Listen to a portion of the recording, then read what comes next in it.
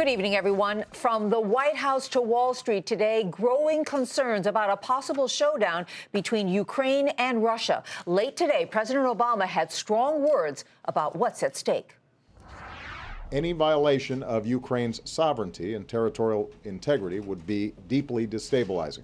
The United States will stand with the international community in affirming that there will be costs for any military intervention in Ukraine.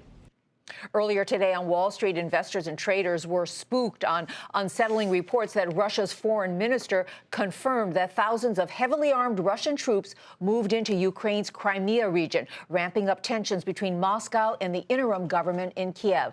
Within minutes, a 126-point gain in the Dow vanished.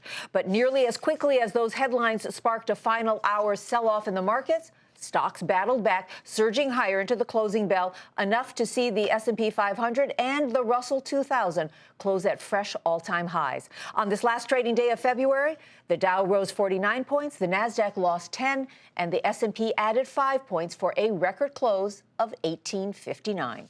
Well, Susie, today's volatility notwithstanding, the just completed month of February was a doggone good one for Wall Street, a welcome turnaround to the stumbling start of the year in January. The Dow finished the month fully 4% higher, the S&P up 4.3%, and the Nasdaq, well, it climbed 5%. Dominic Chu has more now on this fabulous February in the markets.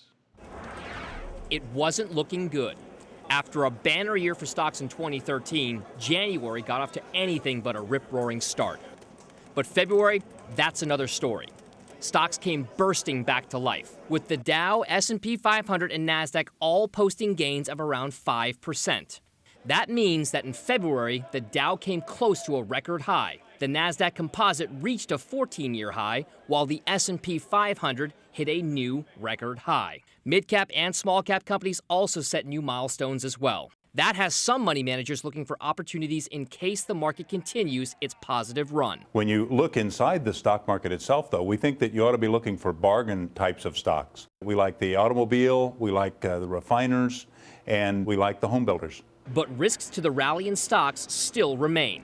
There's the as-yet unknown effect of the severe winter in much of the U.S., as well as economic concerns in places like China and geopolitical risks in places like Ukraine. That has some investors taking a more cautious approach to the stock market. We're not particularly bullish or bearish right now. We're in the market, but not adding risk. It's not about what you own or what you buy. It's about what price you pay. We're very happy to see the markets acting as well as they are, but we're not willing to pay up in terms of valuation for most of what's out there.